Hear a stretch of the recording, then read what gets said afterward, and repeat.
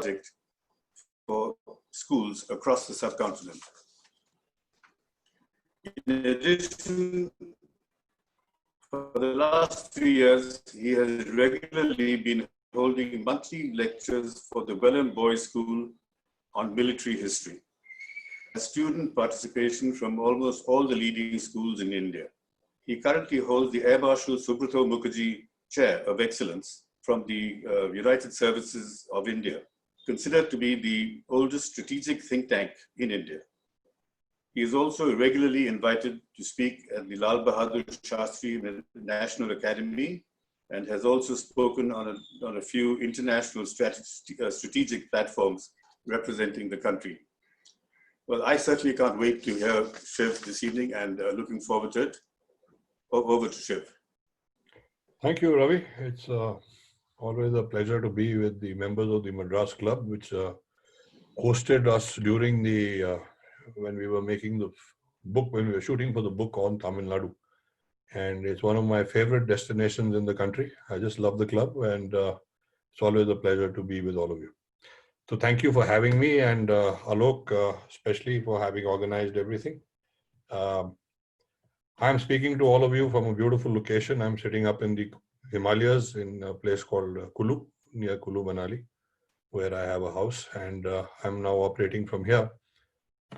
We happen to be just from my bedroom window, actually. I can look at the great Himalayan range across which is Ladakh, where all the action is unfolding.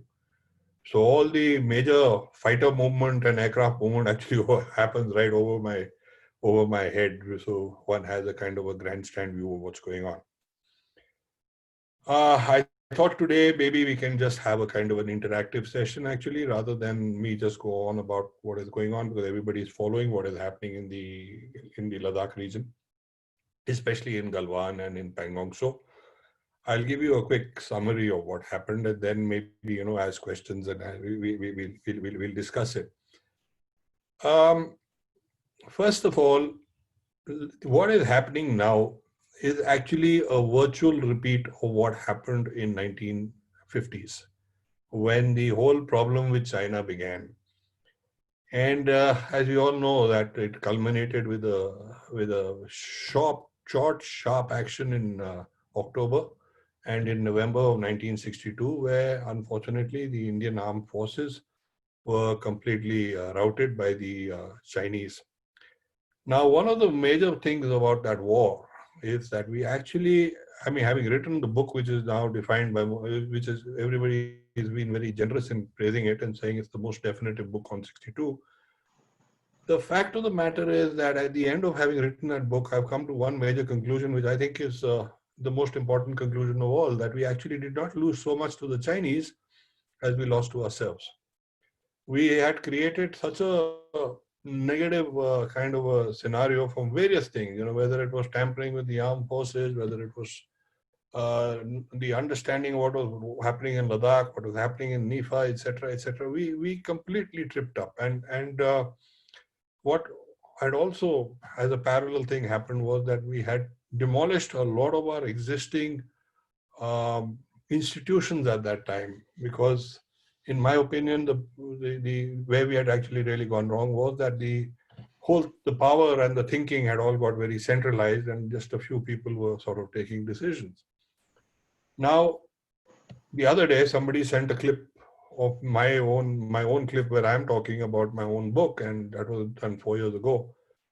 And being a bit of a wise guy, he had quoted Swami Nityanand and said, "You listen to yourself, you listen to you to understand you." He went on for a while, and then I actually heard that, and I myself got a little listening to myself talking about it 4 years ago and looking at what is happening now. The parallels are absolutely stunning. Now, with all this talk about disengagement, that we are pulling out, this is happening, that is happening, all that is fine. But what we must understand is that the battle has just begun. We are in for a long haul with China. China is a very, they would not have precipitated all this in Ladakh if they didn't have a larger game plan. In every military unfolding situation. You have to look at the strategic and the military aspect. The strategic aspect is very simple. From the Chinese point of view, they've been writing about it, they've been talking about it. It's up to us whether we want to hear what they're saying or ignore it. But they have been very clear about the fact that they are going to be the dominant power in not just Asia, but the whole world. And now that whole struggle has begun, where they are now trying to assert themselves, try and push the United States into the second place or whatever. That world order conflict is on. But before that, they have a bigger problem, and that problem is India, in China, vis-a-vis China, because they believe, there are two sayings which mean the same thing, that there's only one sun in the sky. When, if you really go by Chinese sayings, it says there can never be two tigers on one hill, which is perhaps more apt given the fact that the confrontation is in the Himalayas. So that has been the overriding thing. Now, this whole question, with all this, with this COVID-19, the pandemic, etc. Why now? Why has China done this?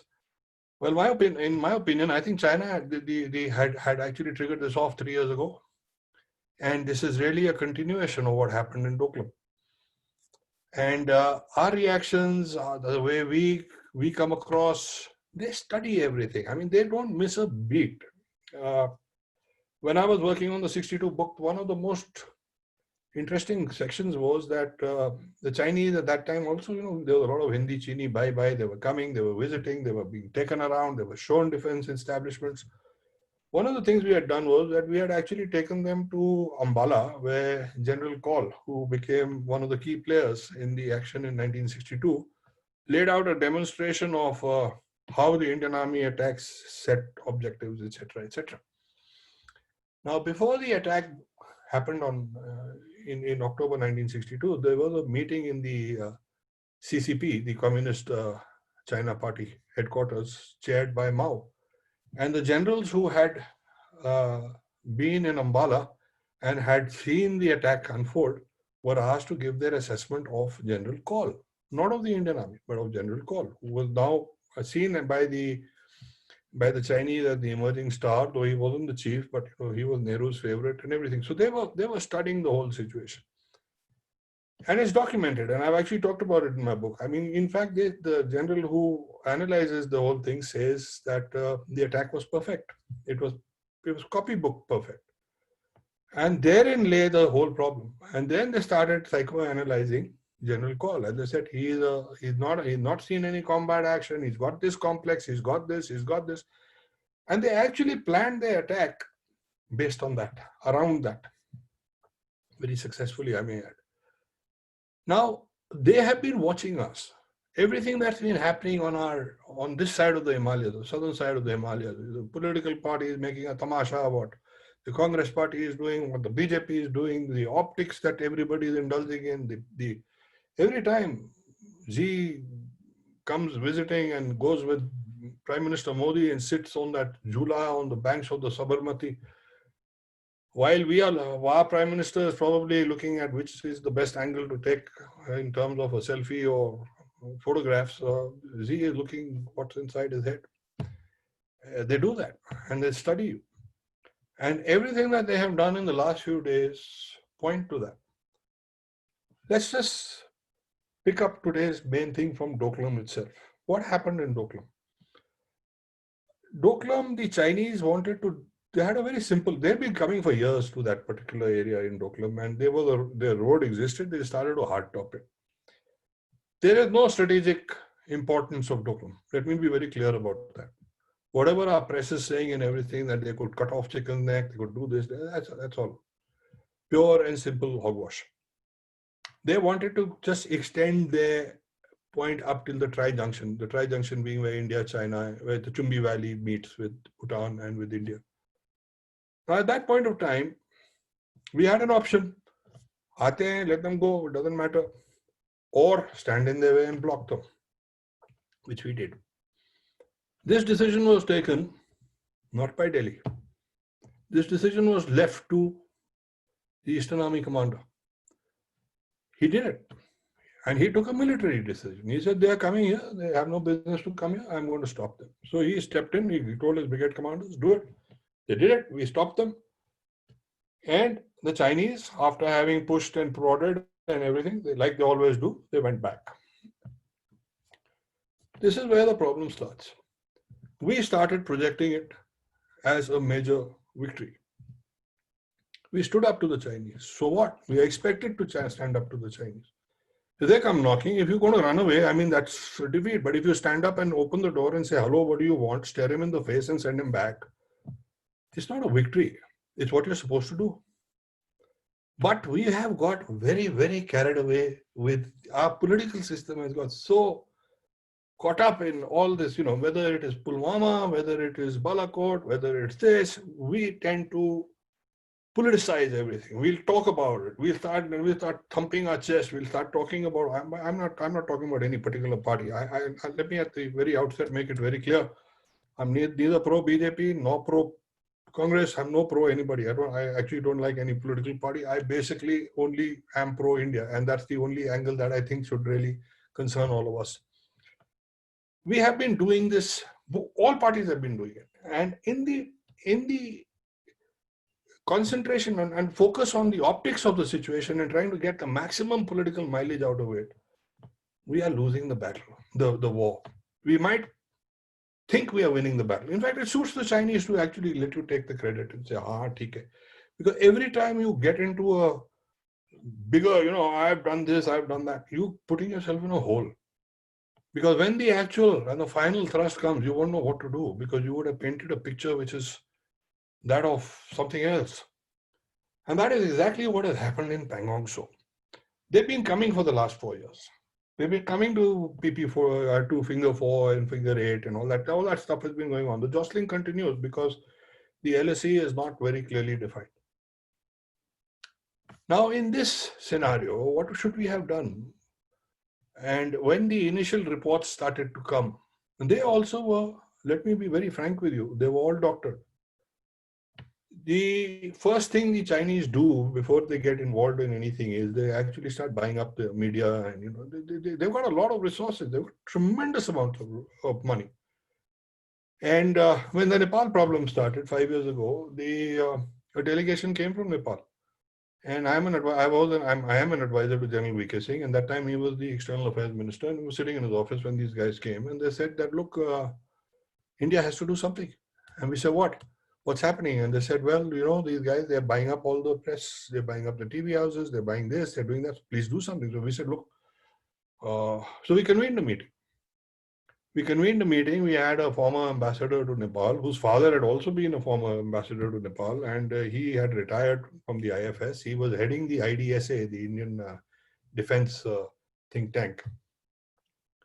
And we brought in guys from Siliguri and that who'd been dealing with Eastern Nepal on the ground. And they had some very, very good ideas about how to counter the Chinese in this area. This meeting took place. And I'm sorry to say that in the 1.5 hour meeting, the ambassador only talked about how when he was the ambassador, he lit up Lumbini, which is the birthplace of Buddha. And he left exactly 5 minutes for all the other people to come up with the ideas. And they were not interested. This has been our problem. We don't think ahead. So when this problem with Nepal started, and when they started saying boundaries, this, that, and the other, the game had already, it was pretty obvious that this year they're going to up the ante. And similarly, they have also made inroads into our media. I'm not saying everybody is bought by the Chinese. Let me be also clear about that. The Congress, for example, looked at the emerging situation thinking that here's a hell of an opportunity. Cast your mind back, gentlemen. Some of you would remember very clearly what happened in '62. Nehru seemed to be invincible. There seemed to be nobody on the horizon who could challenge him. But then the Chinese came. And there was a crack in Nehru's persona. And Nehru was finished. He didn't get toppled politically, but he died. Now, juxtapose the same thing into 2020. On the political scene, there's nobody to challenge the current prime minister. So look at it from the other side. These guys looked at it, great opportunity, here come the Chinese. So therefore, a certain bunch of chaps who have who have close links with the Congress party, and they started to play it up.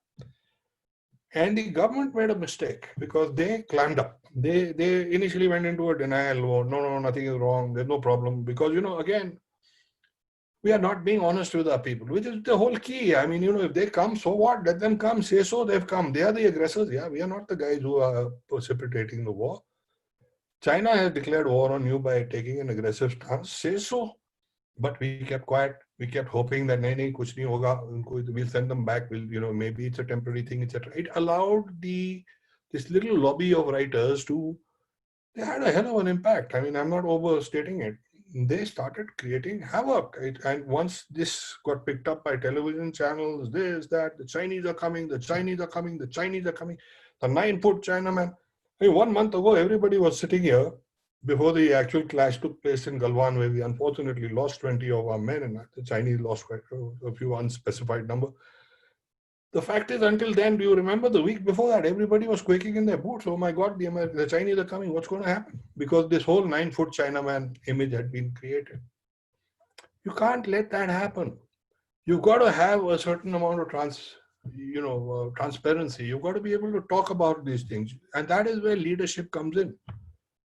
You cannot go and make statements in parliament which are absolutely haywire. I mean, you had our own home minister stand up in parliament and say, we will take back Aksai Chin after 370 was. You can say, all right, he was just, grandstanding. But what would you do if you were a Chinese guy? And he's talking about Aksai. Aksai Chin cannot be taken back militarily. It's a massive 25,000 square kilometer thing at 17,000 feet. Who the hell is going to, even if you overrun a few posts, what are you going to do after that? If you get Aksai Chin back, you can only get it back politically. You cannot get it back militarily. So why make a statement like that? That statement, plus, as I said, these events had already been kicked off. The Chinese have game planned this 25 years ago. Mao Zedong has said it. Mao Zedong in the Red Square in 1959 has actually, in Tiananmen Square, has actually said, and Panikkar, who was our ambassador, was sitting next to him. He said in 1962, we will give India a slap. Give them a slap. They will totter from that slap for 50 years. Then after 50 years, we'll give them another slap. He said so. Now, instead of reporting this to Nehru at that time, and Panikkar actually tried to make excuses for this speech. But the fact remains that the Chinese have stated their objective and this thing way in advance. It's up to you. You don't want to read it. That's your problem. Now, even when this whole Galwan thing happened, the fighting took place. We lost these boys. They have apparently given a good account of themselves. They managed to kill a few Chinese. But we've got to understand it's not a numbers game. Even on the Chinese side, those boys are only doing a job. They're also victims of that same bloody leadership. We lost 20, they lost how many? It doesn't matter. They were also somebody's sons, and they were also somebody's husbands, and they were also human beings. This is the sad part, but the fact is, it allowed us again some sort of the optics came into play again. The Prime Minister goes to Ladakh. Wonderful. I think it's a great thing that he went to Ladakh. It's a great thing that he made a speech. But the handling of that whole thing was a disaster. Where did he go? He landed in Leh. He went to Nimu. Why was the entire top brass, the CDS, the army chief, everybody with him? In fact, when he landed there, he should have got into a helicopter, taken the GOC of the 3rd of 3 division, which is the operative division in Ladakh, flown to the Shiok River Bridge, which is at the junction of and got a photograph taken there, made a statement there to a handful of men and come back. But we get carried away with our optics. And when you get carried away with the optics, you set up things. Now people start questioning you. They say, the hospital scenes were set up. This was done. This was done. So you get into all kinds of a debate. And when the other half of the country questions this half of the country, this lot get more and more vocal, and then, it becomes a chest thumping issue. And in the process, you miss what's happening. So now let's go back to the original question. The strategic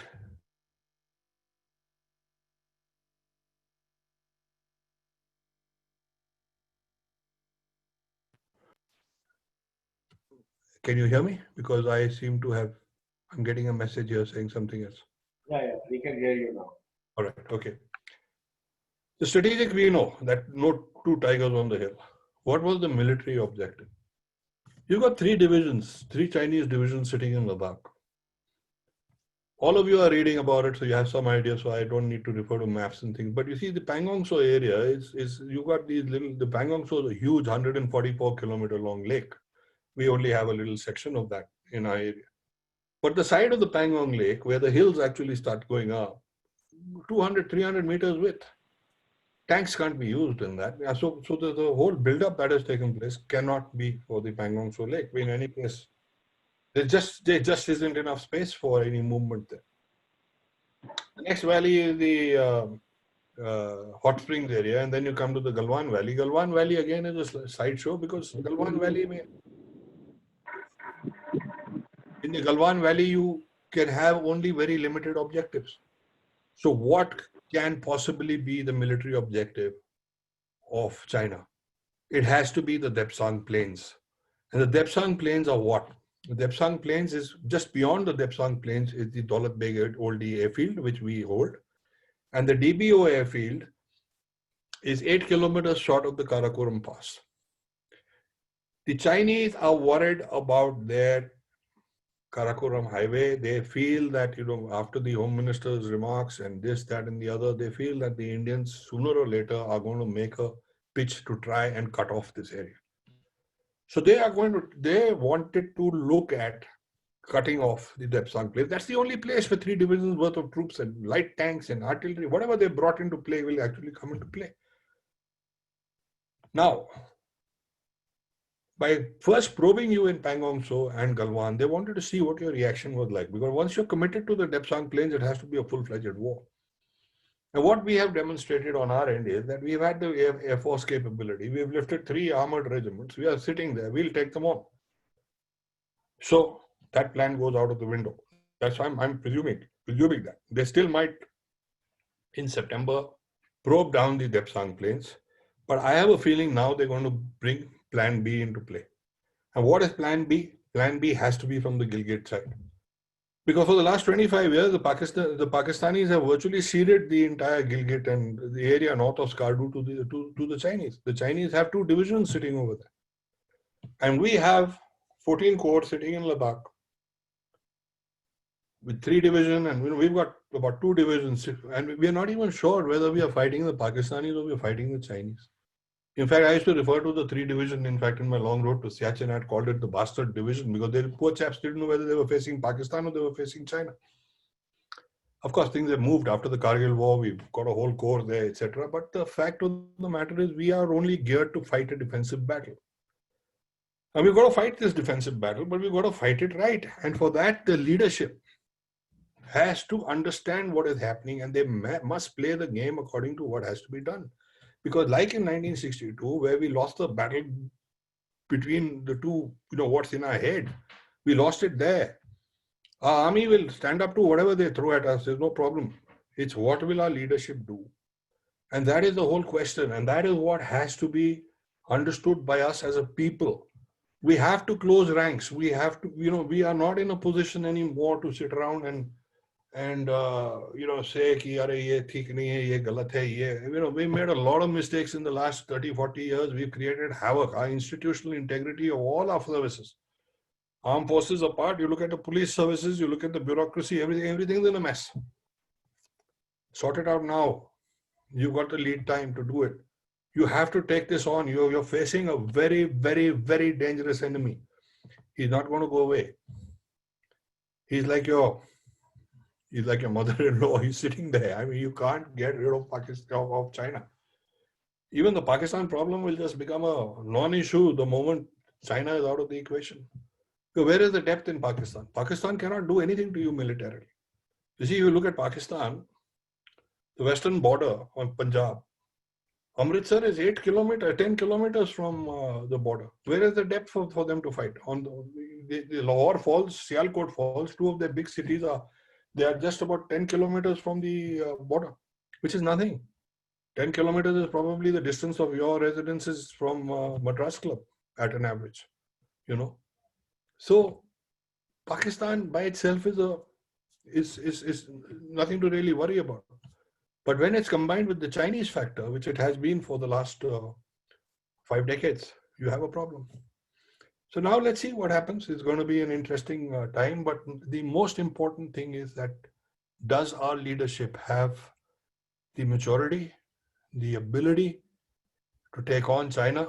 And somehow, you see, the problem is that they get so easily carried away by small things. I mean, even this disengagement is going to soon be projected as a major victory for ourselves. It's not. It's just a pinprick. It's a game of chess. Now again, you sit down there. I mean, Vishwanathan Anand's from Chennai. He's from one of the greatest chess players. Now imagine if every time he played a pawn, and the pawn wasn't killed, and if he went into a victory lap and then came back and said, my pawn hasn't been killed, I mean, where the hell would he be? That is exactly the way we are behaving, and we've got to watch that. That is the politics of the optics, I mean, we are just so obsessed with winning elections and doing this and doing that we are forgetting the larger game. We are fighting a war here, gentlemen. It doesn't matter where you're sitting. We are fighting a very, very serious war, and we've got to fight this with everything we've got. And the sooner we realize that, the better. So anyway, let's now throw it open to questions. Let's just take it from there, and I'll be happy to answer anything you would like to ask, and then see how it goes. Ron? Yes, so if anyone has any questions, you can just raise your hand on the Zoom app, and we will switch over to you to ask the question. We already have some questions on hand. Mr. Ambrolia, I will unmute you and you can present your question.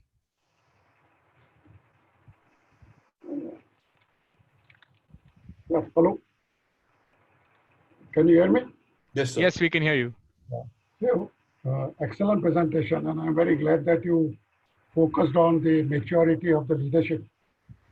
Because ultimately, at the end of the day, the army and the soldiers are pawns, depending on the leadership and the guidance they give or the freedom they give. And if one looks purely at optics, I think we would have lost the game. What I want to ask you is that, apart from some of the economic sanctions which we have been talking about, the 5G, not allowing them entry into that, banning a few apps, maybe cutting back on some non-essential imports, what can we do politically in terms of, should we jack up our ties with Taiwan? Should we talk much more about the Tibet forum? We have been sort of virtually kowtowing to the Chinese on the Tibet issue. Should we raise that issue? Should we raise the issue of other minorities in China? And there is a world there waiting for some action against China. So can we play a role in that, including the Quad exercises, where we are now looking at talking about including Australia? Maybe you could include Vietnam also and have a far closer cooperation. You think some of those political moves should we do, or are the politicians are scared of such moves? Your views, please. So that's the other half of the game. The other half of the game is that actually the war is going to be fought in the South China Sea. And I'm glad you brought up the question of Taiwan. 2 years ago, I was part of a delegation in Taiwan. There were 1,500 officers, all of the rank of full colonels and above. They were from all over the world. They were from mostly NATO countries. They were also, a lot of them were from South America, Australia, Japan, you name it. There were 30 people who were designated over 3 days to speak to them. And there were 2 of us from India, myself, and there was a former Lieutenant General who was a former DGMI, the military intelligence head. So we spoke on our own subjects about what has to be done, etc. Now, there were 2 papers presented in this conference which were to me at least, they were the most startling. Most people seem to take it in their stride that, it was like conspiracy theories or, whatever. But everybody listened, but nobody really commented, and I was surprised. The first was a presentation by an American officer who was a former Marine, and later with the CIA for something like 15, 20 years, and very much a part of the think tank. He made a presentation in which he spelled out this entire COVID thing. He says it's going to come from Wuhan, this is what is going to happen, 2020, blah, blah, blah, blah. Everything was bang on. And he said that they're going to use this as a weapon and that this is going to be the start of World War III, which and then this is how things are going to play out, etc., which more or less is in keeping with what is happening. A second paper was also presented, which was very, very interesting. It talked about the Chinese in Africa. And it said by 2025, there will be 300 million Chinese resettled in Africa. But try wrapping your head around 300 million. I mean, it's not even a figure which, beyond a point, you can't think about it. And the fact is that the game is on. And, the what is happening with India is a separate thing. Now, the other reason why China is doing this probably is, and they've done this for the last 3 decades, is to keep our attention away from the Indian Ocean. Our mindset is of a landlocked country because we are based in New Delhi, which is far, far away from the sea. But we are actually a maritime country. Look at our coastline. Look at our islands. We've got 1,500 islands in the Nicobar and Andaman chain.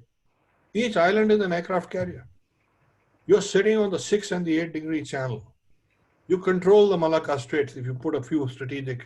In fact, by now we should have an Air Force, a naval wing of the Air Force, which is as powerful and as good as the Indian Air Force. Let the Indian Air Force handle the mainland. Let the Navy handle the. Instead, the Navy has got very involved in blue water, this, that. We want a baby. I mean, they've gone after aircraft carriers, which are baby aircraft carriers. They're not going to make any goddamn difference in the ultimate analysis because they don't have the power. But these island bases are floating ships. I mean, why the hell haven't we done that? Now, Taiwan is a classic case. We need to do this. We need to take them on the economic front. We need to do this. There are hundreds of things we can do. But it comes back to the same point, sir. It comes back to political will. Do we have the gumption for it? We are actually terrified of China. Let me tell you, very frankly. I mean, there's no point beating about the bush. When, I think last year, the airline schedules got reworked and Taiwan is referred to as the Republic of China, so ROC. And they had, in the new maps which had come out, they had referred to them as China. And the PRC, the People's Republic of China, objected to the Indian map which had come out in which we had said Republic of China, or whatever we had said. And they said, this is not correct. And the Air India was told to republish something like 3 million maps. They just burnt them and then they did it again. Why? Because China said it's not on. You don't have the guts to call the representative of China in Delhi, of Taiwan in Delhi, an ambassador. You don't. You call him the representative of Taiwan. I met their prime minister, their president, a remarkable lady. As part of the delegation, she met everybody, and I presented her the Tamil Nadu book of all things, and she asked to see me separately. I got 15 minutes with her, and she asked me, will the Tamil Nadu government be interested in talking to her? And I came back and I mentioned this to Mr. Pandya Rajan, who was then the minister I was in touch with, and I said, look, this is what we got, a great opportunity. In fact, she said, why don't you send, we'll absorb up to 5,000 students. Let them come from, she asked me which college I was from. I said, Madras College. She said, I'll take 5,000 kids for one term. At our cost, we'll fly them. So I mentioned all this to Mr. Pandya Rajan. Yeah, very good, this, that. But then we never met again. And that was the end of that. I sent him a couple of reminders. He didn't bother. So, there's a lot that needs to be done, not only at the national level, even at the state level. I mean, Taiwan is a natural ally for us. For years, if you remember, we stayed miles away from Israel till finally the real politics overtook everything. And then now today we are great pals with Israel. We do everything with them. Correct. We used to have passports which said that is valid for every country except South Africa and Israel earlier. You remember that? All of us had them. So it's a question of firstly getting over the big hang up about this 9-foot China man and letting him dictate the terms. I agree with you. We've got to now look at where we can hit them. We've got to hit them wherever we can, sir. Why are we We're at scared war. of China? Come again?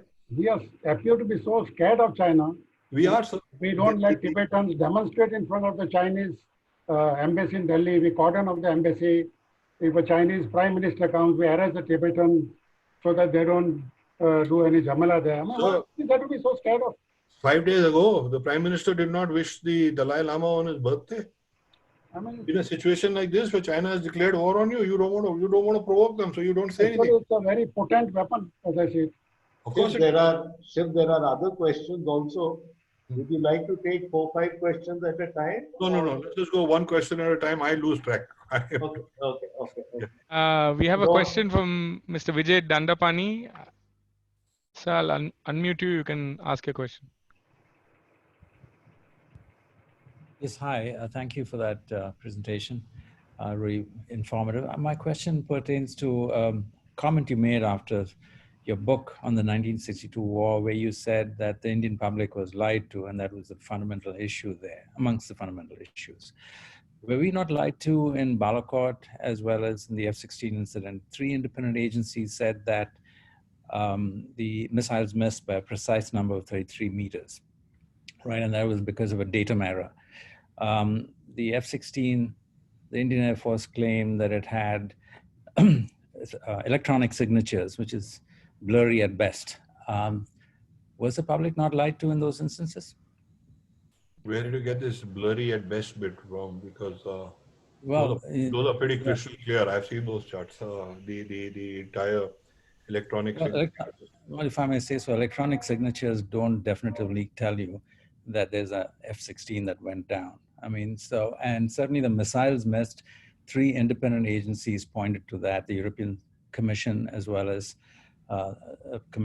agency in San Francisco, as well as the Australian I've body. also read all that. But you know, I can just give you a couple of examples that of what I know. The F-16 being shot down, for example, was the guy who flew it. Abhinandan, his father I've flown with him. I've done a lot of work with the Air Force, and I know all these guys. Okay, and whatever the government does, whatever the government doesn't do, does not concern them. Beyond a point, they will always stick with what they know, what they say. From every evidence that I've seen, I think the F-16 went down, and this is my own. I mean, this is. In fact, they were. If you look at the Pakistani ground reports initially, the troops reported 3 parachutes. 3. Now the F-16 has two versions. It has a single seater, which is the F-16A and the F-16C. But the F-16B and the F-16D are twin seaters. Now what was shot down was probably a F-16B. There were 3 parachutes reported by and I'm giving you the immediate reaction that we got before we even saw those visuals of Abhinandan bashed up and stuff like that. The Pakistani army reported 3 parachutes. It indicates 2 aircraft went down. Now, if 1 aircraft gone down on their side, there's no way that we are going to ever have access to it, because the F-16 and the MiG-21 fell in the area. Fair enough, they've got the evidence in hard time. The electronic signatures which you are referring to is actually, if you look at all the TAC-D and all the fighter controllers, everything is very sophisticated equipment. And you can actually sitting there, watching the whole battle happen. It's very difficult to fudge that. But my point is slightly different here. The point is, why even talk about it? If you had to hit Balakot, you hit Balakot. What was the point of saying 250, 300? It was based on intelligence, because some electronic signatures of all the phones and all went off. But the moment you have your top leadership talking about it, you're creating a problem for yourself. Leave it. The biggest thing in a undeclared war is a statement which says, I neither confirm nor deny. Stick to it. Now, if you had said, now just imagine, instead of Amit Shah again, it happened to be the Home Minister who spoke about it, having gone and said 350 people have been killed in Balakot. Had we said, we haven't even hit Balakot, we neither confirm nor deny, Imran Khan would have been running around showing you different pictures saying that you've hit this bloody place. because then the onus was on him. Instead, you go there, you start thumping your chest, you've had it. So, this is a game that needs to be played with a lot of maturity. It needs to be played with a Western agencies are going to question you on that no matter what. Losing an F-16 to a MiG-21 is the ultimate slap in the face. But then we are also now lining up to buy the F-16. So, it just doesn't make sense. So this debate will continue. But from what I've seen, having flown a lot with the Air Force, knowing most of the characters involved, I believe them. I think they have successfully done whatever they say they have. We could keep debating it. I can't prove it. You can't prove it. But I feel the whole handling of the whole situation was wrong. We should have simply said, we haven't even struck Pakistan. Fir dekho tamasha.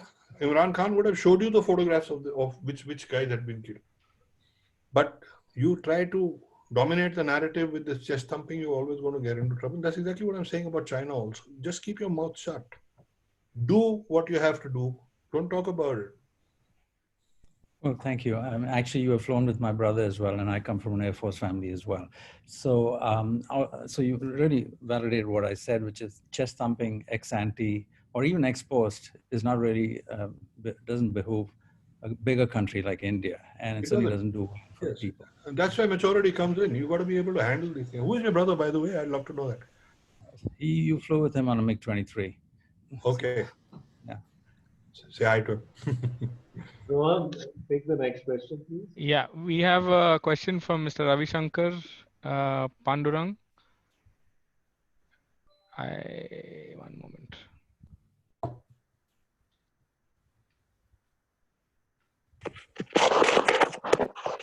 Hello. Yeah, we can hear you, sir. Kunal, this is Ravi Shankar.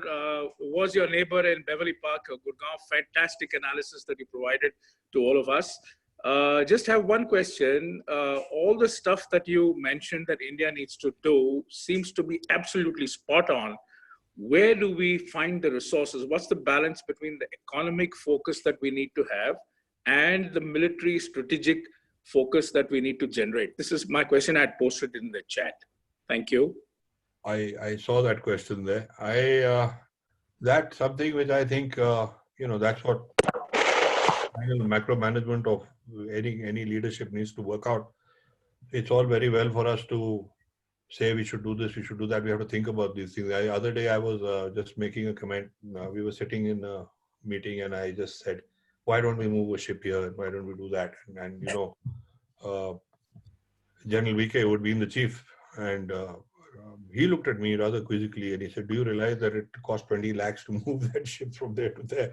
So, what I'm trying to say is that when you move into a different, when you're looking at the picture from a larger, you've got your cloth, you have to cut it according to its size. We have a problem in the sense that we are up against an adversary who has unlimited resources. They've got a lot of money, but that also I think is a bit of a myth, because I think the next big thing that is going to hit the world is the banking scandal, which is going to emerge from China. So they also have problems. But also, Ravi, we can't get too wrapped up in statistics, because that's where we again mark out.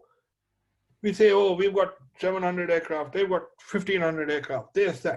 You've got to realize that China is facing 14 countries and they've got a problem with all 14 countries. The 2 American aircraft carrier groups out of the 3 which are in the South China Sea, they're enough to take care of the PLA Air Force at the moment. So, in fact, Kunal, sorry, I'm interrupting. The second part of my question was exactly that. In your opinion, how aligned are the Western powers with us, including Japan there, though it's not a Western power? Are they really aligned, or they're making some correct noises? That's a very, very good question, because this was what I spoke about in Taiwan when we went there. You see, the Americans want you to just drop everything and jump into their lap. It'll be the biggest mistake that we can possibly make, because history has shown that the Americans are the most unreliable allies to have, because they'll use you. And, once their thing is over, they've done it to Pakistan, they've done it to, they've done it to Afghanistan, they've done it to everybody. So what makes you think you're going to be any different? So the issue here is, we immediately start looking at the United States the moment there is a threat from China. Why should we? We've got a we've got one of the best armies in the world. I mean, you know, we have Air Force. We've created havoc. I mean, we've done procurement is a mess. This is a mess. We've played around with the leadership. We've institutional integrity, so we have literally wrung it and thrown it out of the window. But all that apart, the institutions are still outstanding. They have over the years their basic fundamentals are correct. You know, the kind of training that we impart, the Indian Military Academy, the National Defense Academy, these have created bedrocks. Other countries also have these academies, but there is something special about the way the Indian thing has actually evolved over the years. You have to cut your cloth according to the size. And I think the biggest problem that looking at Japan, Australia, United States, if they come in and they fight and they put pressure, it's a bonus. But at the end of the day, come back to Roosevelt's famous quote. If you want to walk with self-respect, you better carry a big stick. Absolutely. And that big stick better be yours. It cannot be a borrowed one. Thank you, Kunal. Thank you. Thanks, Ravi. We have a question from Shrikant. Yeah. Can you hear me? Yeah, Yes, we can hear you. Thank you for an excellent talk. You know, the Chinese, as is well known, plan way in advance. They have a 50-year plan, and they plan to minute detail, and they look at your mind, as you have very rightly outlined. But India, we are blighted by what you call as optics. We have a chaotic democracy, and that's not going to change anytime in the very near future, not in the medium term. You can't wish it away. So what do we do? You just hope like hell that the way things evolve, your leadership will will have to kick in and do things right, because as you said, we have to live with it. And it's not going anywhere. I mean, your headlines are what is going on in China or in Ladakh can get overtaken by an actor committing suicide. I mean, God bless his soul. I have nothing against the guy personally, but what I mean to say is that dominates the news more than what is happening. And for 3 days, you're only interested in that. And then again, when something happens, you know, it's a collective thing. And the leadership is only reflecting the people of this country. That's one of the reasons why we've actually started this movement in Vellum Boys in Dehradun of teaching children military history. And it's been amazing the kind of reaction that we've actually got, because the kids are so alive to it. And yet, when we started, everybody told us, you guys are wasting your time. Nobody's interested. Yeah, blah, blah, blue, blue. But they are. And when we started it, the whole game changed. I had a 13-year-old get up after I gave an outline of what happened with Pakistan in 1947-48. A 13-year-old gets up and he tells me, he says, sir, thank you for a very nice talk, but I have a question. You've given us the Indian perspective. What is the Pakistani perspective? This is a 13-year-old kid. Now, unless we start tapping that mindset, unless we start teaching and studying and understanding what the hell is going on, your political leadership is coming out of the same society, you know, and they are making merry and doing what they feel like doing. I mean, today the whole focus is on this gangster having been eliminated in UP or having died in an accident. You know, China is forgotten right now but by tomorrow we'll be back to that same thing. You know, so we've got to grow up as a nation, and I think China did us a favor in 1962 at one level. It helped this country mature for a while. You wouldn't have won 65. 65 was a disaster. Was as bad a disaster as 62. We got held by Pakistan. People call it a draw. A draw, in my opinion, against a country like Pakistan, which had limited resources, tactically in no position to fight us. They held us. That in itself is a shame. But in 71, a lot that went right, you can actually give the credit, because it was a kick in the pants. You sometimes need that kick in the pants. All I can hope is that the leadership today is learning on the job, certainly making mistakes, but making mistakes is not a crime so long as those mistakes are honest and you learn from them. If you keep making that same mistake again and again and again and again and again, well, then you are in serious trouble. So let's just, as good citizens of this country, let's pray. In Hindi, there is a word called sadbuddhi, which is in English is called common sense.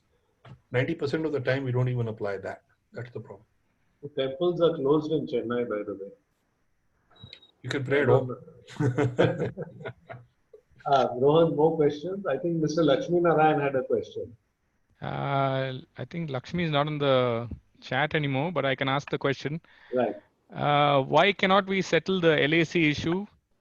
We have our version of the LAC, but the Chinese seem to have an undisclosed view of theirs. Chinese don't want to do it. It's very clear.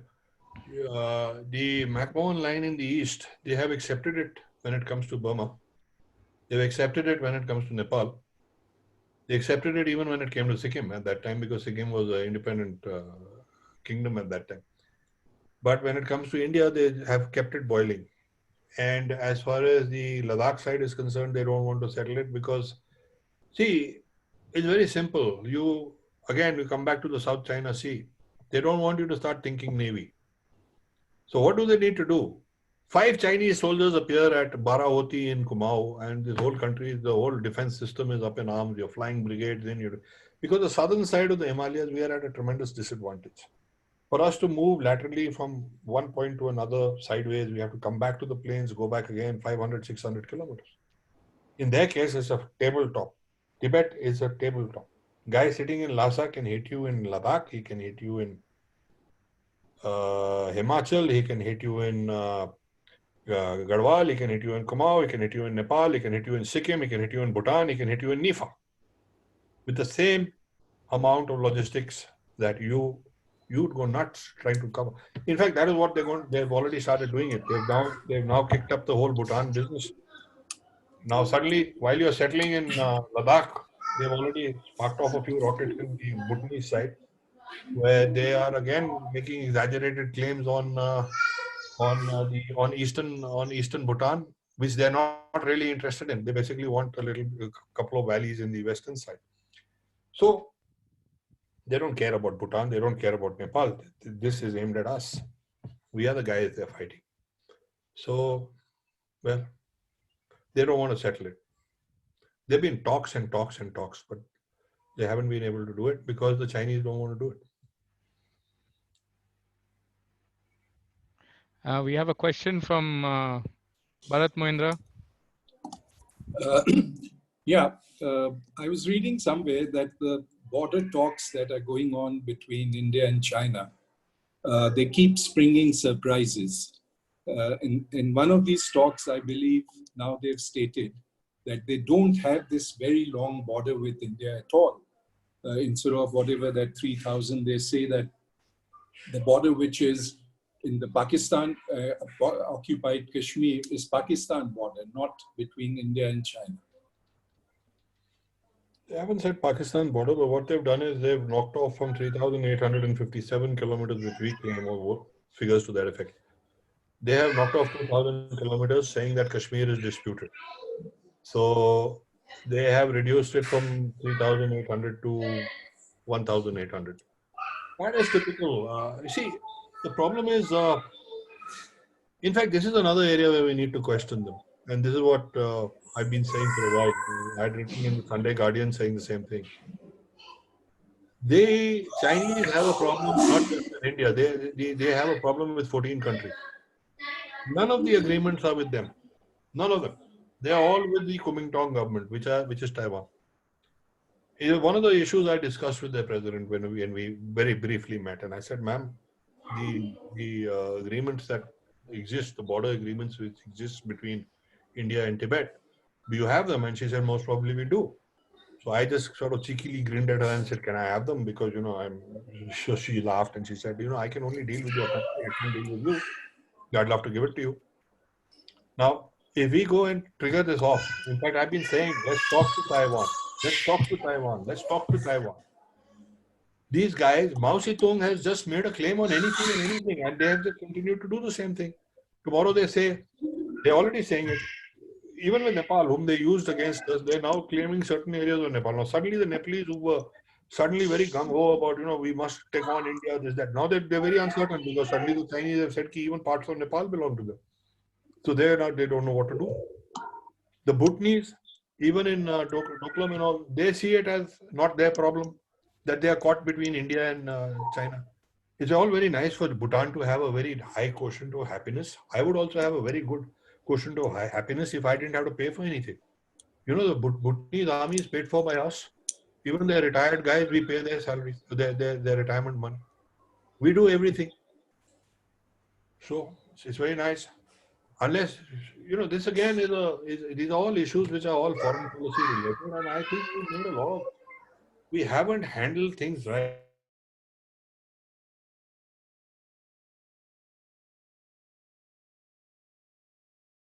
I mean, if you globally look at the perception of India, we are looked at as a very unstable country ourselves. So unless we get our own act together, and a lot of the problem I think stems from the fact that the attitude that a lot of our IFS officers have. I've dealt with quite a few of them in a personal capacity, and I've been they're very, very nice people, very cultured, very good, but I'm not too sure they really give a, you know, beyond a point, from their own perks and this, that, and the other. They're just not thinking enough and they're not doing enough. That is, I think that's a major handicap that we face. Even in the UN, when we took the Pakistan case to the UN, why did it go so terribly badly for us? Because we were just hell-bent on lecturing the world.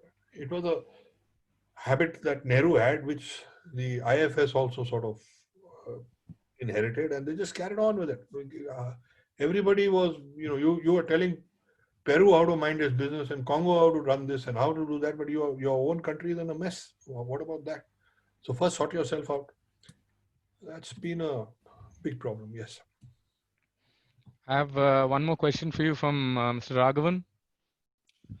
Hi, thank you for an excellent speech. I had a question. You know, there's a lot of discontent and disenchantment within China itself in terms of inequality of wealth, stuff happening, Uyghurs, people don't like the Communist Party, etc. Do you see a chance of a big social change happening within China at all? Frankly, sir, that's our only hope, if you really ask me. And the Americans are probably working on it round the clock. But the grip the Chinese the CCP has on its people, we don't really know. Unlike us, where we yap about everything on television, the Chinese don't tell us anything. I mean, we don't even know who we are facing. This is something I've been pointing out on social media also to all of my journalistic friends, saying, will you shut up for God's sake? Because the Chinese aren't telling you who, you don't even know which formations you're up against. Forget about personalities. Here we are giving every information out. China eventually, well, they have serious problems. I think one of the things which has also impacted them to some extent, from what I've heard, is the fact that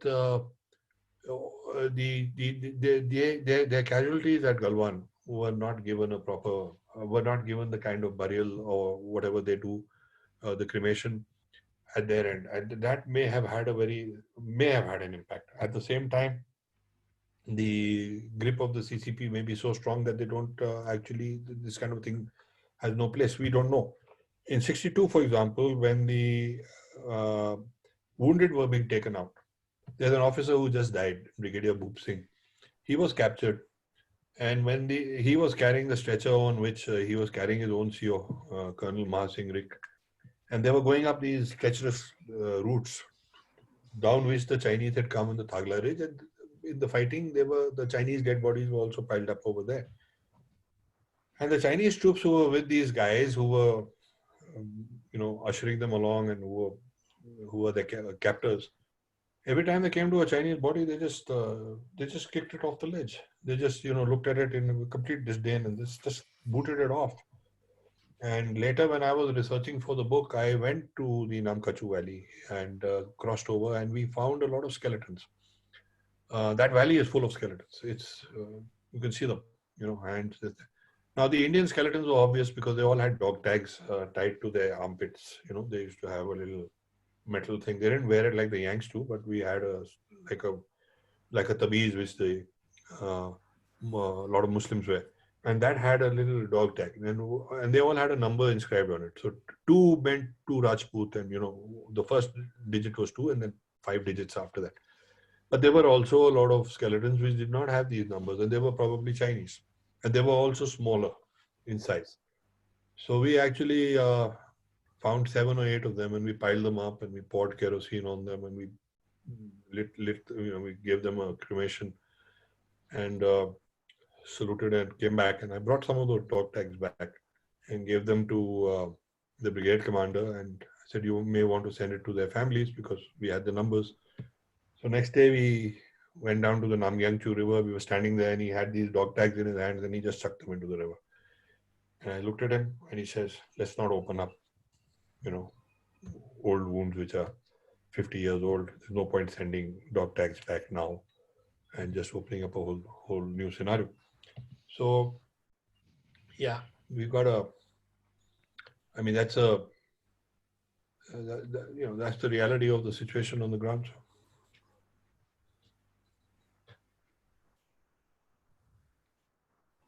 Any more questions?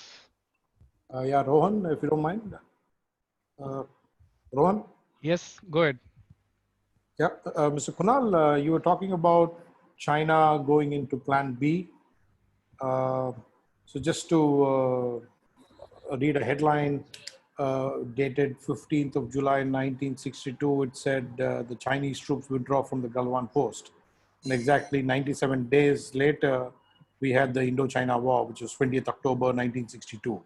So are you expecting, this is more of a time frame question, are you expecting China to go into Plan B in something like 3 months, 4 months? Their plan A was probably to go into it in October. This period is very dicey. If you look at the old mountaineering expeditions which used to exist, you see all the practice for Everest used to take place in this Esar Kangdi area. And the Shok in July, August, September was unpassable. That whole valley just, otherwise you can see fingers of water when you see photographs of the Shok. But during the monsoons, there are no monsoons there. But during this period, the water levels go up tremendously. Now, there are two rivers which are feeding the Shok.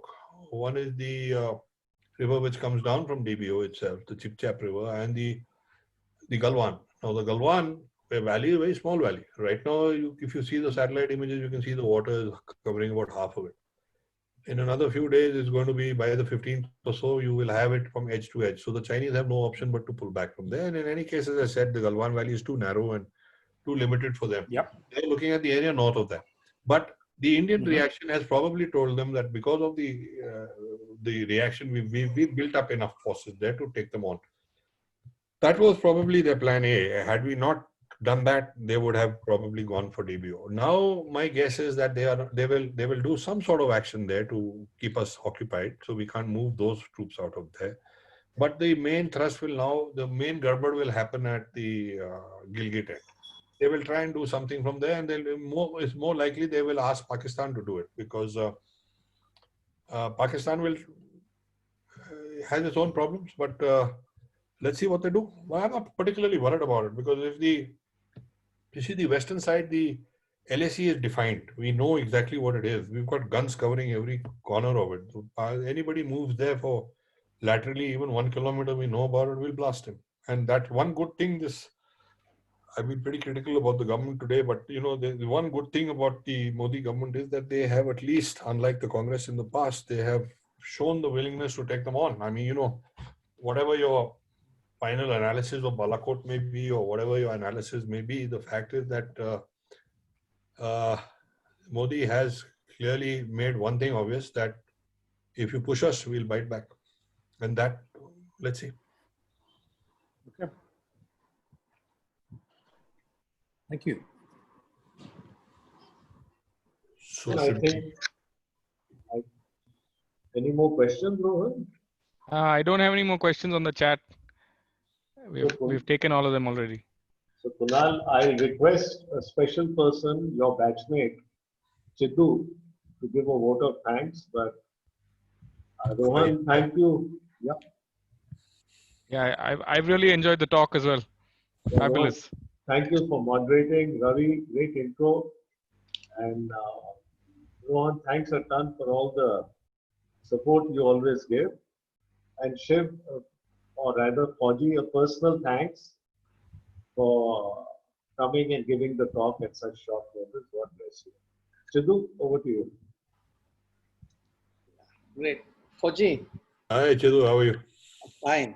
Nice to hear you. It gives me great pleasure to propose this vote of thanks on behalf of the Madras Club for this fine talk that you just delivered to our members. It's been 50 years now since when we met for the first time, when both of us were in our half pants, order of the day at boarding school. You quickly got the nickname Fauji for your all-consuming interest in the military and warfare. It always amazed me how you kept up this interest right through your school days and the way it has influenced and shaped your life. Fauji, I have listened to you address our Rotary Club not too long ago on the subject, the Madras Club now, and the passionate views you espouse regarding the current imbroglio faced by our country on our class WhatsApp group almost on a daily basis. In spite of having a just retired Lieutenant General in our class group and my interactions with some other military men of high rank, I must say no one tells it better and with such deep insight to boot as you. Thank you so much for taking this time to be with us. All the best. Thank you, Chedu. Thank you, everybody. It's been an absolute Thank you. pleasure to be with all of you. Thank you. Thank you all. Good night. Fabulous. Good night. Thank you.